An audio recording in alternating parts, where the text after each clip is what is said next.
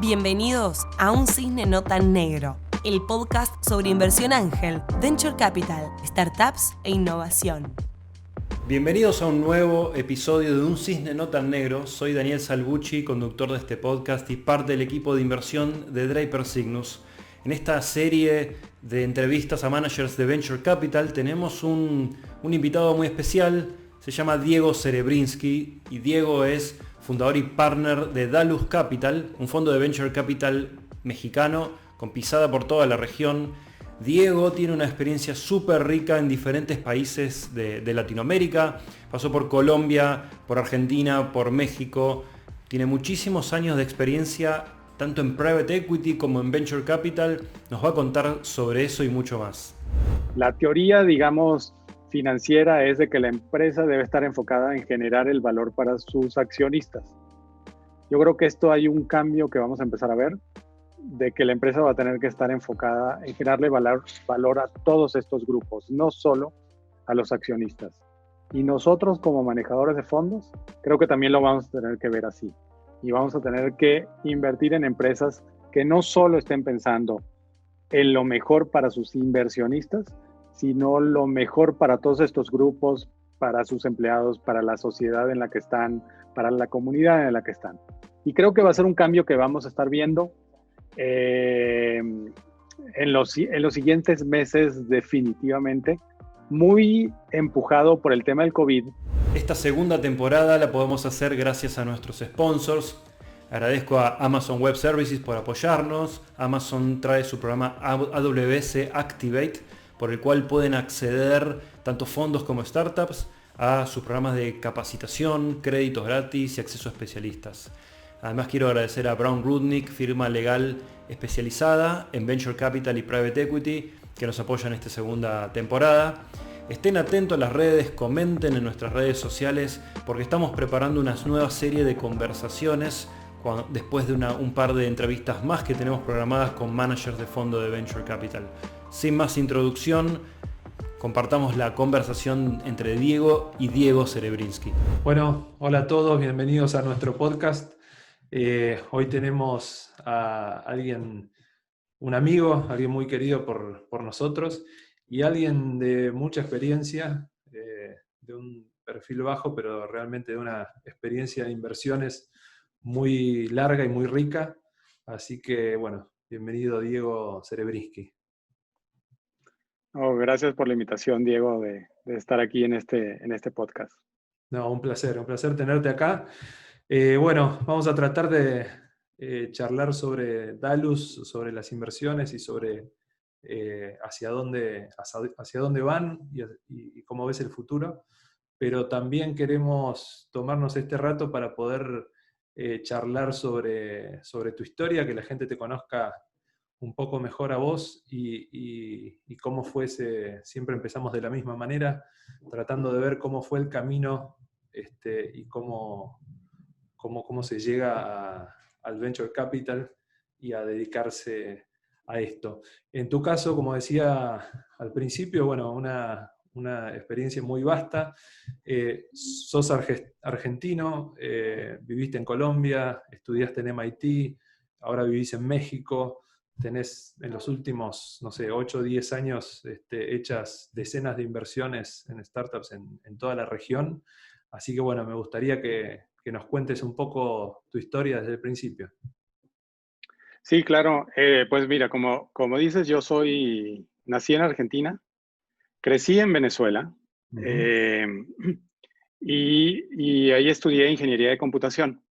Solamente que, como digo, creo que estudié adelantado al tiempo interesante de computación, porque en esa época, pues recién empezaba el internet, no teníamos todo lo que tenemos ahora. Después de estudiar, trabajé algunos años y después hice un MBA en MIT, en Boston. Terminando el MBA, me fui a trabajar de consultor con McKinsey, donde me tuvieron trabajando en proyectos de estrategia, viajando por el mundo. Terminé en Nueva York con McKinsey y ya decidí que me quería dedicar a otra cosa. Y en ese momento lo que empezaba en Latinoamérica era lo que llaman private equity, El private capital equity. privado, pero en empresas tradicionales. Y a eso me metí. Me ofrecieron trabajo en México y me vine a México con ese trabajo en un fondo global que se llama Advent International. Y ahí estuve 15 años haciendo inversiones en empresas tradicionales. Estas son empresas de la economía tradicional, maduras, grandes, donde cuando una empresa crecía 15% al año, lo veíamos como, Festejaban. wow, es súper crecimiento. Y realmente en esa época me tocó ver al principio lo que llamaron el dot-com, a principios de los finales de los 90, principios de los 2000, y ver lo que estaba pasando en Latinoamérica. Pero después de eso, creo que toda la región entró en una etapa de muy poca inversión en tecnología. Y pues yo seguía trabajando en el tema de estas inversiones tradicionales. Con Advent me mudé, como decías, a Colombia, a abrir la oficina del fondo allá. Y estando allá es cuando empecé a ver que empezaba esta ola de emprendimiento tecnológico en Latinoamérica de nuevo, donde se conjugaba, por un lado, yo creo que varios factores. Uno, eh, emprendedores muy talentosos que de nuevo querían apostar a hacer cosas siguiendo lo que veían en otras partes del mundo, principalmente en Silicon Valley. Por otro lado, veíamos gobiernos que por primera vez empezaban a apoyar distintos programas en este tema de emprendimiento de startups tecnológicos. Y lo otro es que también había un cambio de paradigma donde si a finales de los 90 para empezar un negocio de Internet tenías que comprar un rack de servidores que te costaba varios cientos de miles de dólares, ahora todo eso se estaba moviendo a la nube y alguien con casi que prácticamente conteniendo una laptop podía empezar un negocio de Internet. Entonces ese era un cambio de paradigma importante. Y viendo eso dije, pues, y con mi background de ingeniería de computación, dije, este es el momento de hacer el cambio y subirme a esta nueva ola.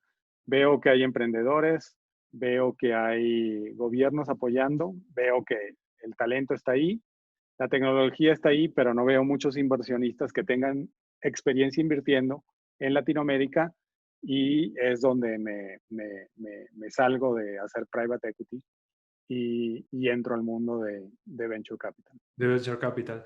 Antes de ir a Alta Ventures y a Dalus, y a Dalus Capital, dos preguntas. Uno, ¿cómo estaba en ese momento cuando decidís decir, bueno, me paso a Venture Capital, quiero dedicarme a Venture Capital? ¿Cómo estaba, en qué nivel de desarrollo el ecosistema mexicano? Si era como ahora, si todavía era muy incipiente o ya había varios jugadores. Y después, el proceso personal tuyo de pasar de private equity a venture, que seguramente debe haber sido un cambio bastante grande. Nosotros en Argentina, haciendo fundraising para venture capital, en general los inversores vienen del mundo de inversiones tradicionales, y bueno, es un cambio fuerte poder entender la lógica de invertir en startups. Entonces, ¿cómo fue ese proceso en vos como gestor? Pues, pues a ver, sí fue un cambio importante. Empiezo con el ecosistema prácticamente. A ver, el ecosistema, yo en ese momento estaba residiendo en Colombia. El ecosistema prácticamente no existía. En ese momento en México, mucho menos en Colombia. Podías contar un par de fondos a lo mejor que estaban haciendo inversiones que cayeran en venture capital. Y estaba muy, muy, muy, muy incipiente, ¿no? Pero estaba claro de que eso iba a crecer, porque había más interés por un lado, de gente de levantar fondos, pero también de otros programas de apoyo al emprendimiento, Empezaban la idea de algunas aceleradoras. eh, a ver, al principio me involucré mucho con los Startup Weekend, que me parecían un movimiento, como dicen, de base para generar emprendedores, que me parecía, igualmente era más didáctico que otra cosa, pero me parecía muy interesante. Y no había nada, ¿no? Era muy poco lo que había, y también esa es parte de la oportunidad, ¿no? Eh, Y eh, tuviste siempre ahora que decís Startup Weekend, una actitud bastante activa en tu ecosistema, vinculado con AmexCap. Tengo entendido que llegaste a ser chairman de AmexCap, sí, con las distintas instituciones. sí, yo estaba activo. Por ejemplo, fui el presidente de la Mexcap en mi época de private equity. También en esas épocas me involucré mucho con Endeavor en México, casi desde los primeros años de Endeavor aquí. Era mentor, estaba en todos los paneles de selección. eh, que creo que ese es un buen ejemplo de cómo ha cambiado el ecosistema. A mediados de los 2000, eh, las compañías que Endeavor veía en México eran todos negocios tradicionales. Eran retailers, eran gente que hacía productos nuevos, estaba desarrollando marcas, pero prácticamente no había empresas de tecnología. Si hoy vemos Endeavor, y creo que esto es prácticamente en toda Latinoamérica, la mayoría de las empresas que llegan a Endeavor son empresas de tecnología. Algunas son más tecnológicas, otras son un poco menos, pero todas son de tecnología. Es muy difícil ver la cadena de cafeterías que hoy es un emprendedor Endeavor, que era el perfil de hace 10, 15 años atrás, ¿no? Entonces eso te muestra el cambio. Entonces sí estaba involucrado.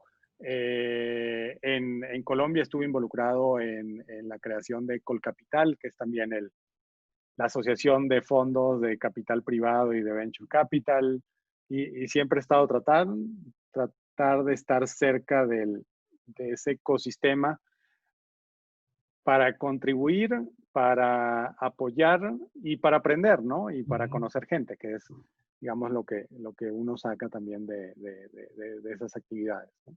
Y ese camino, ese desarrollo del ecosistema, de alguna manera hizo, yendo a la otra pregunta que teníamos, hizo que de alguna manera también tengas un soft landing de pasar de inversiones tradicionales en private equity a VC, a las startups, porque es como que vos cambiaste, pero Endeavor, Sí, todo el ecosistema iba recibiendo, se iba tecnificando y digitalizando de a poco. sí, a ver, yo creo que ayudó. A ver, la transición no es fácil, Ujú. en el sentido a ver, en private equity veíamos 2 o 3 inversiones al año. Cada inversión, el proceso de decidir invertir duraba de 6 a 12 meses, y prácticamente mientras estabas viendo una inversión es lo único que hacías durante muchos meses.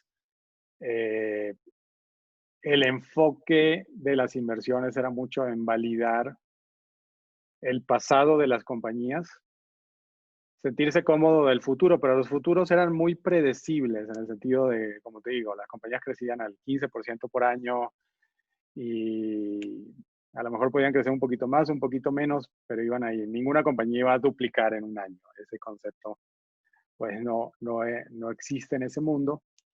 Entonces era una forma de ver las inversiones distinta. Eh, en Venture Capital, realmente más que estar viendo el pasado de las compañías, lo que vemos es el futuro, es el potencial que tienen de realmente crecer de una forma acelerada. Si el equipo de emprendedores tiene ese potencial, ¿cómo lo va a hacer? Son due diligence mucho más sencillos, hay mucho menos que revisar, y hay mucho más que entender qué está pasando en el mercado, sobre todo en ese sector específico. Eh, Entonces fue un cambio. Yo creo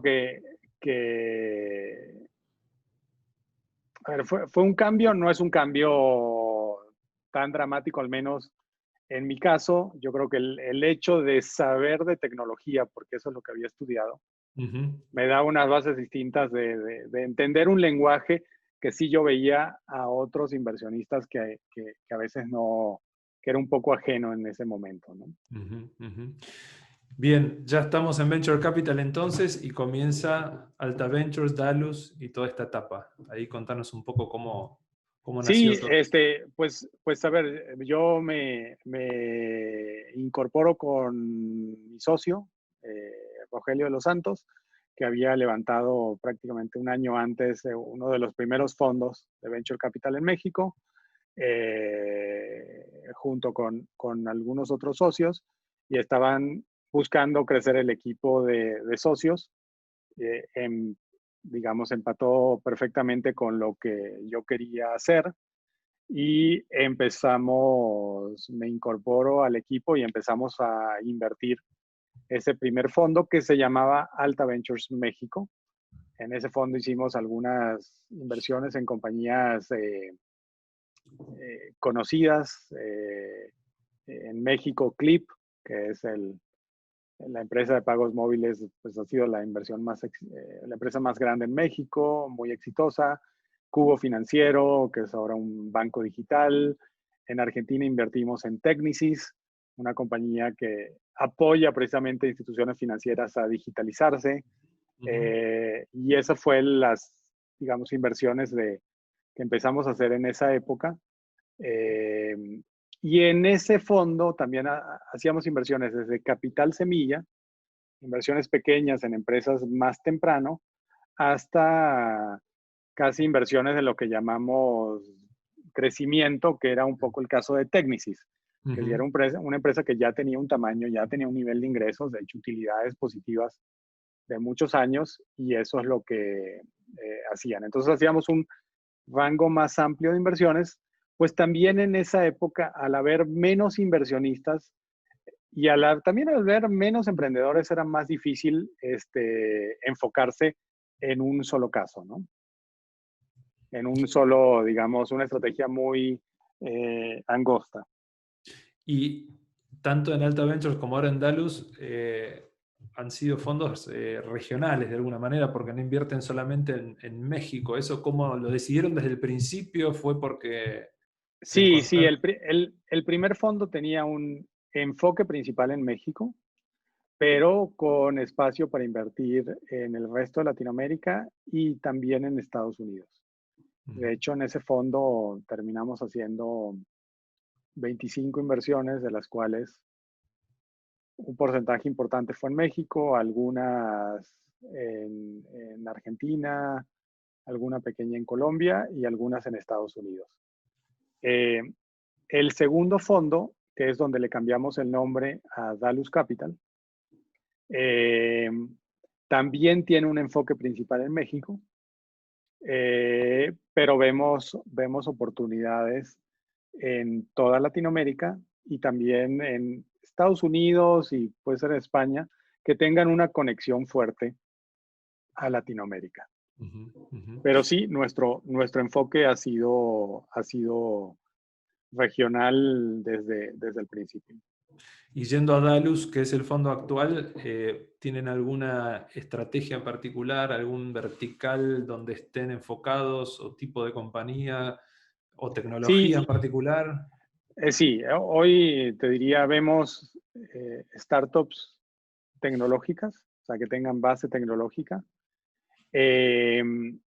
Típicamente en una etapa, lo que llamamos en la industria de series A o series B, que significa que ya pasaron el capital semilla, ya tienen un producto, ya tienen clientes y ya tienen cierto nivel de ingreso. Y realmente los recursos están más enfocados en escalar ese crecimiento a que encontrar cuál es el producto, típicamente. Y hoy tenemos lo que llamamos cuatro temáticas de inversión que seguimos. Uno es, y las dos así principales son inclusión, Ujú. que para nosotros es startups que están generando soluciones a grandes problemas que existen en Latinoamérica de poblaciones que no tienen acceso a servicios financieros, de salud, de educación o oportunidades laborales. Esos son las startups en que nos enfocamos y por eso hemos hecho tantas inversiones en compañías de fintech, que lo que hacen es, a través de tecnología, generan soluciones de acceso a servicios financieros mejores, más baratas o ambas que lo que existe hoy en día de los servicios financieros tradicionales.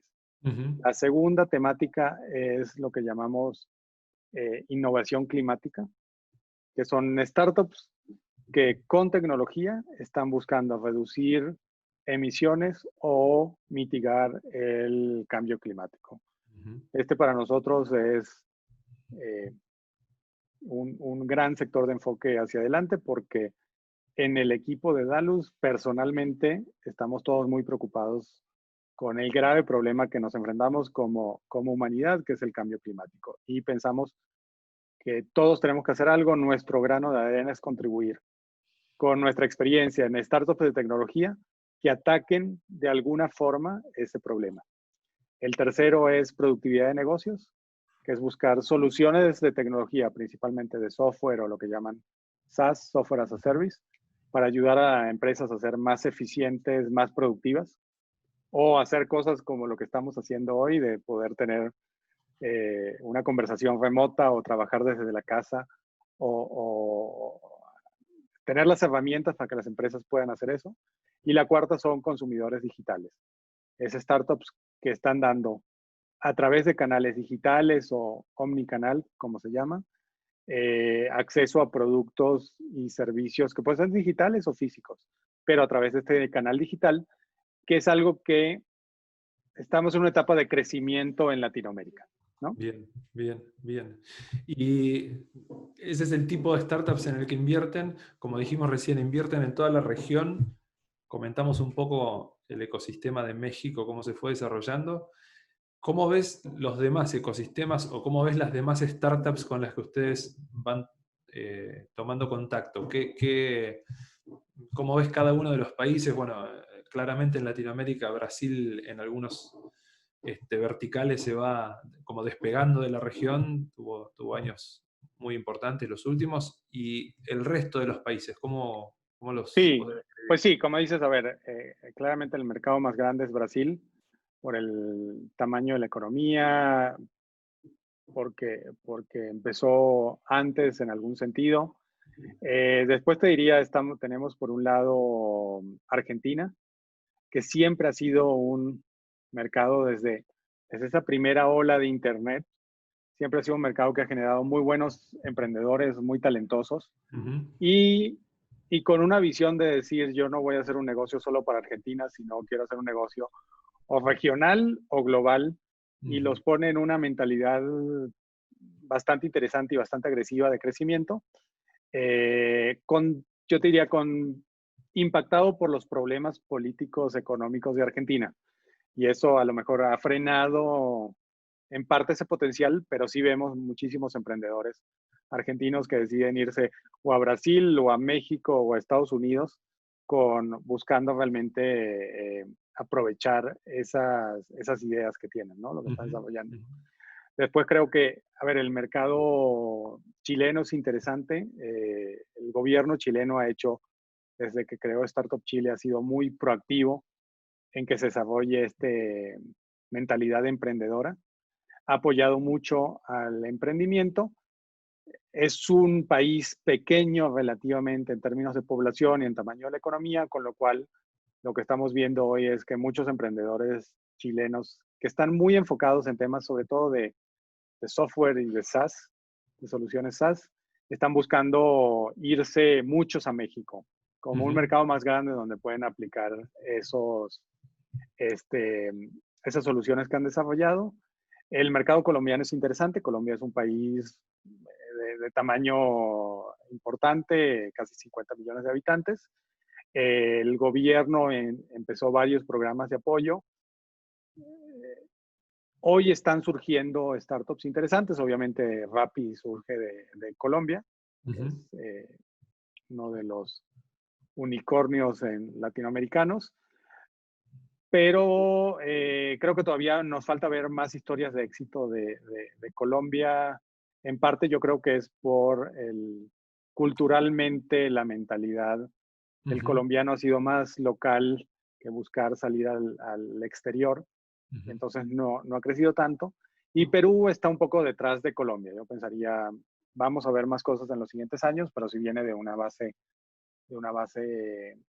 algunos años atrás, ¿no? Excelente. Entonces, casi que si lo ves en orden, yo creo que es un Brasil, México, Argentina, Chile, Colombia, Perú. Chile y Colombia están más o menos ahí, ¿no? Sí, sí, Perú como emergente. Volviendo a México, te hago dos preguntas sobre México. Una, ¿qué le falta a México si tuvieras que elegir una cosa que quisieras que México tenga o mejore como ecosistema? Y después, ¿en qué benefició a México estar tan cerca de Estados Unidos cuando muchas de las startups, sobre todo las que quieren crecer y ser globales o regionalizarse, están mirando a Estados Unidos? ¿Cuánto beneficia eso a México y cuánto no beneficia? Porque a veces una misma ventaja puede perjudicar en otras cosas. Entonces esos dos aspectos, ¿qué le puede faltar a México y en qué beneficia o no Sí. estar muy relacionado y muy cerca de Estados Unidos? Pues mira, a ver, yo creo que más que un aspecto, te digo, son dos que creo que a México necesitamos más. Uno es probablemente más apoyo por parte del gobierno a lo que es el emprendimiento tecnológico.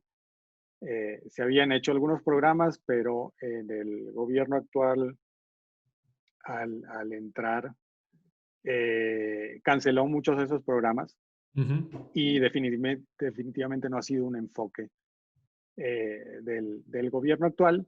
Y lo que hemos visto es muchos ecosistemas exitosos alrededor del mundo se vuelven exitosos cuando tienen apoyo de gobierno, de una forma o de otra, ¿no?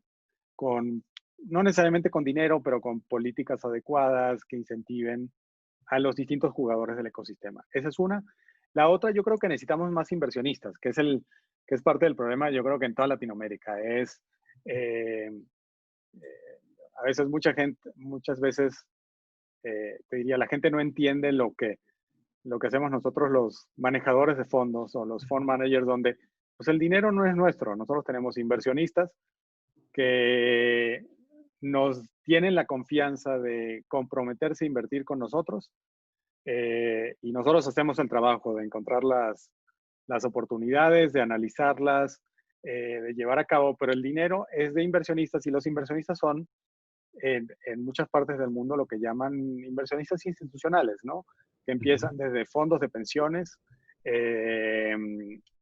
fondos de pensiones de empresas o públicos como existan, fundaciones de universidades, lo que llaman oficinas de familia, family offices, que son familias de muchos recursos que generan un programa de inversión muy estructurado en distintos tipos de activos. Venture Capital es uno de esos. ¿Qué necesitamos? Más inversionistas y una mayor sofisticación de los inversionistas de invertir en Venture Capital, de forma de que haya más dinero disponible para que nosotros, fund managers, podamos tener recursos para a su vez distribuirlos en startups, ¿no? Ese yo te diría es los dos grandes temas que necesitamos. En el desarrollo de LPs, de inversores para los fondos,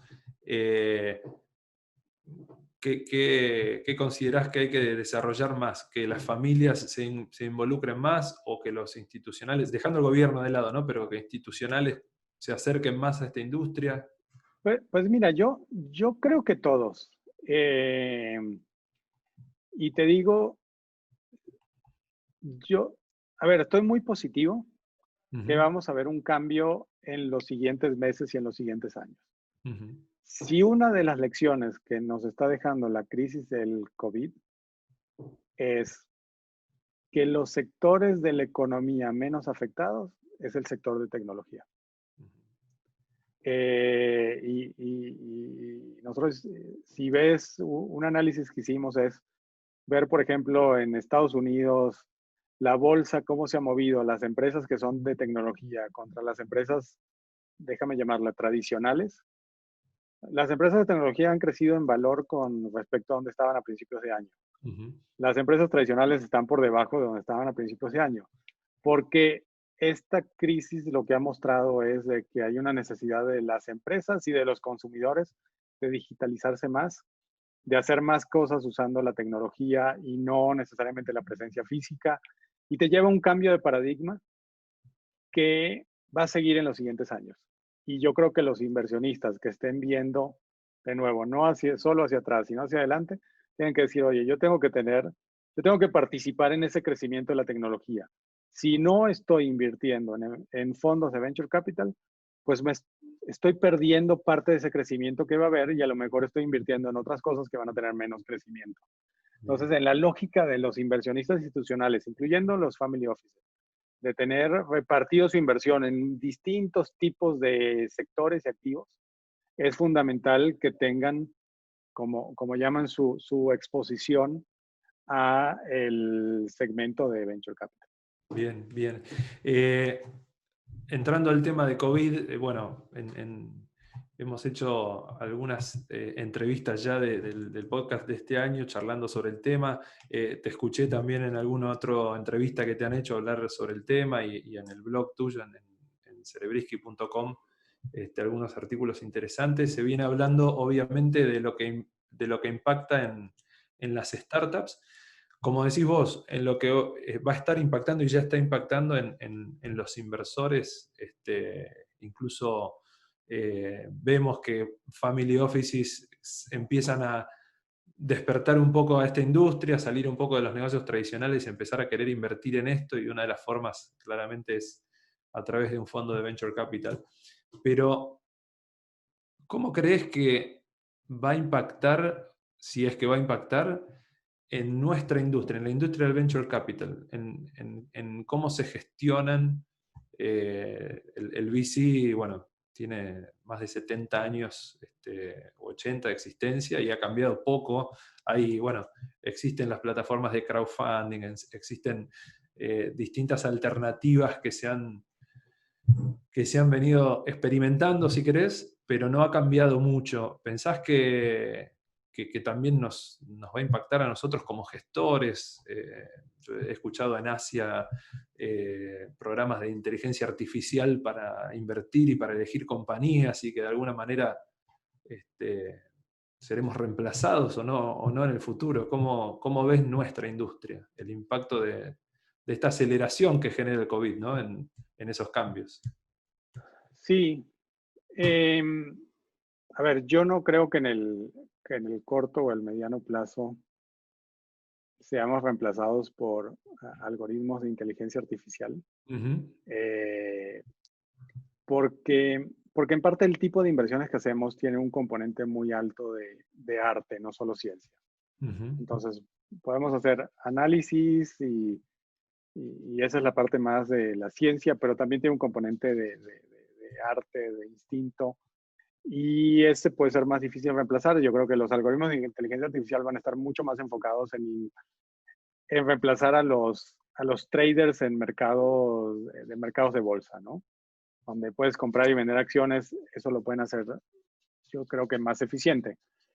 Donde, a ver, yo creo que el impacto, por un lado, creo que esto está siendo más visible, lo que te decía, el rol de la tecnología y por lo tanto las inversiones en tecnología. Creo que el impacto que vamos a ver es algo que ya empezaba en los últimos años, pero creo que la crisis del COVID lo va a acelerar, y es que las empresas no pueden enfocarse solo en sus accionistas, inversionistas, sino que se tienen que enfocar en lo que en inglés se llaman los stakeholders, que son todos los que participan en la empresa, los clientes, los empleados, los socios, los proveedores, la comunidad donde están, como el gobierno en el lugar donde están, como un gran, son todas las distintos grupos que están impactados de una forma o de otra por cada empresa. La teoría, digamos, financiera es de que la empresa debe estar enfocada en generar el valor para sus accionistas. Yo creo que esto hay un cambio que vamos a empezar a ver, de que la empresa va a tener que estar enfocada en generarle valor a todos estos grupos, no solo a los accionistas. Y nosotros como manejadores de fondos, creo que también lo vamos a tener que ver así. Y vamos a tener que invertir en empresas que no solo estén pensando en lo mejor para sus inversionistas, sino lo mejor para todos estos grupos, para sus empleados, para la sociedad en la que están, para la comunidad en la que están.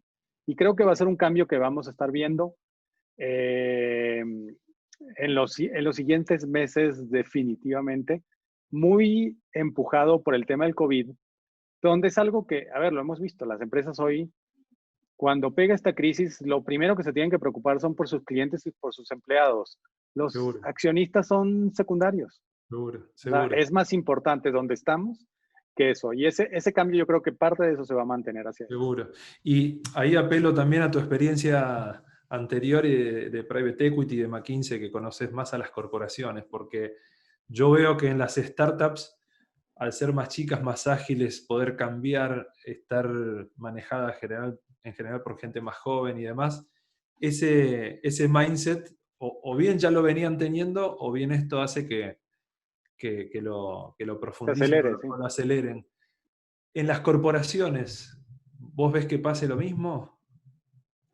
Pues mira, yo creo que sí. Obviamente no va a pasar en todas. Y va a pasar en algunas más y en otras menos. Eh,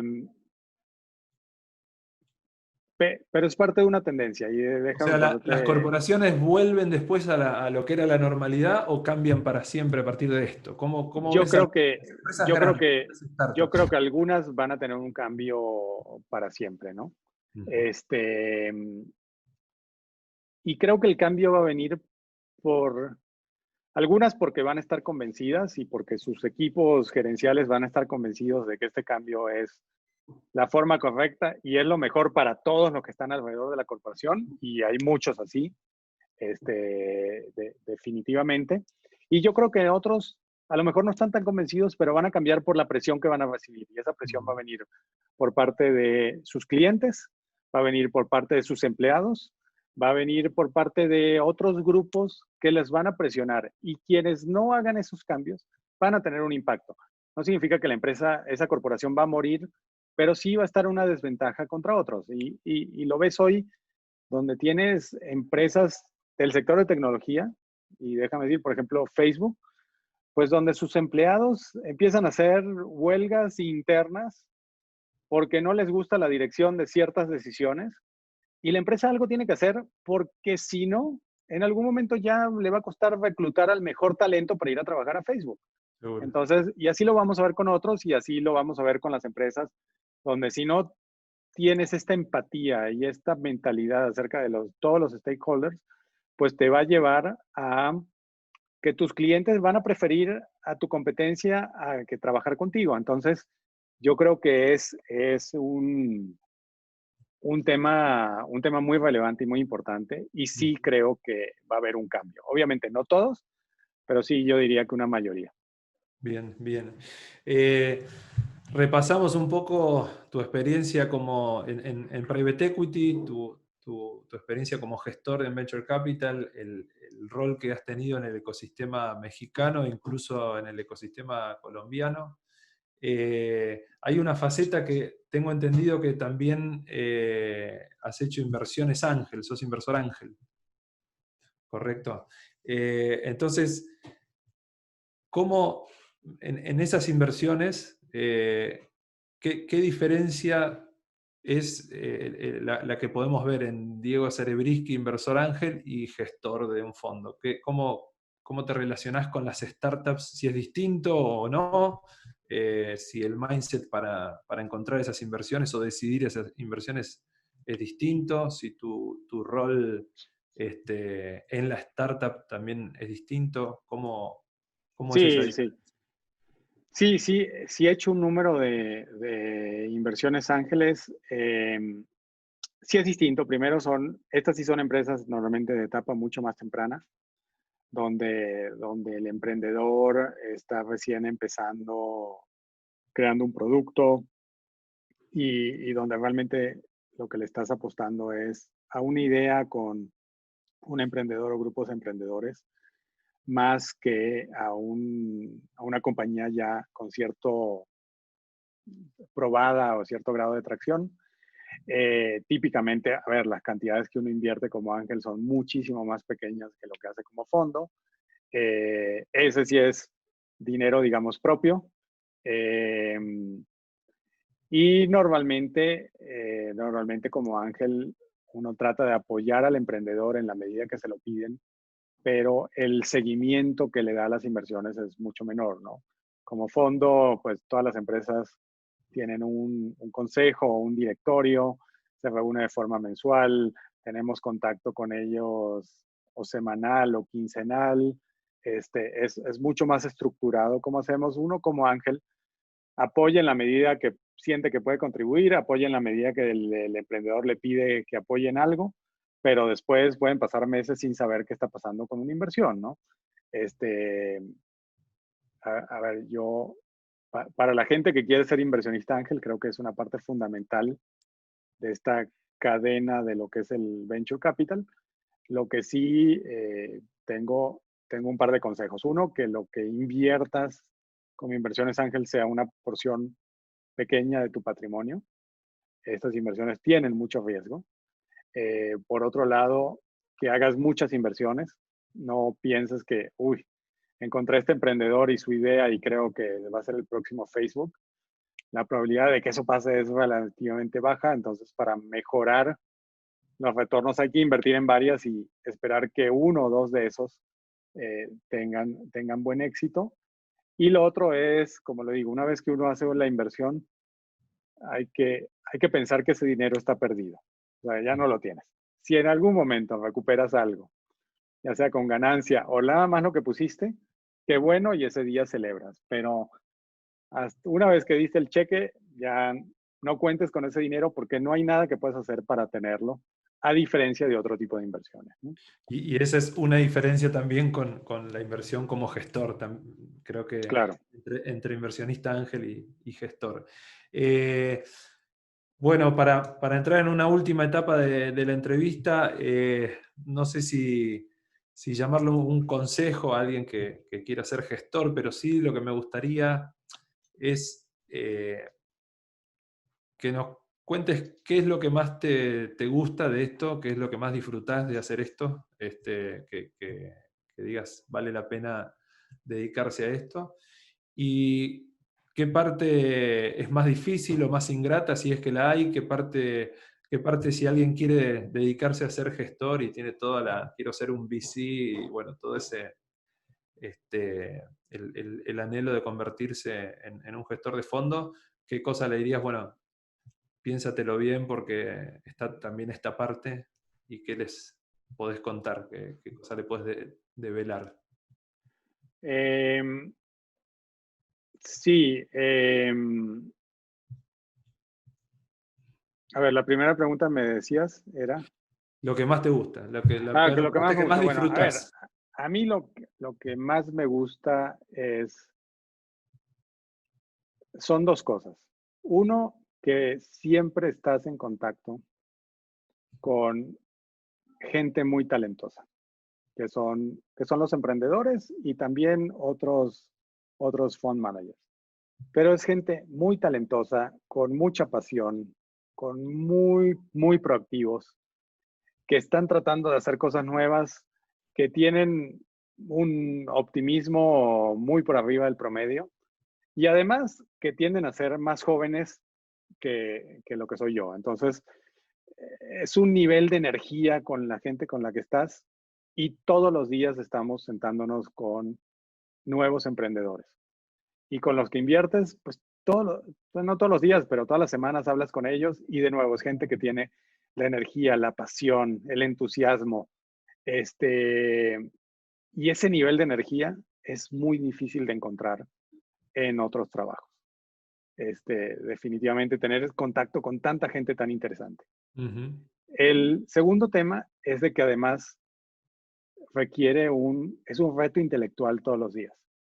Es tratar de armar, de entender qué pasa allá afuera en el mundo sobre algo en específico, sobre un sector, y llamémoslo fintech, o qué va a pasar en el tema de servicios financieros, qué puede pasar, cómo se debe evolucionar hacia adelante y tratar de entender entonces cada oportunidad, cada startup que uno ve, entender su negocio, cómo funciona, cómo puede hacer de que funcione mejor, que sea más rentable, que deje de tener pérdidas, de crecer más rápido, dentro de ese otro análisis que hiciste de cómo piensas que el mundo va a evolucionar. Entonces es un reto intelectual fascinante, la verdad, de estar haciéndolo, y lo estás haciendo literalmente todos los días. Todos los días. Ujú. Eso es las dos cosas que a mí me encantan de mi trabajo.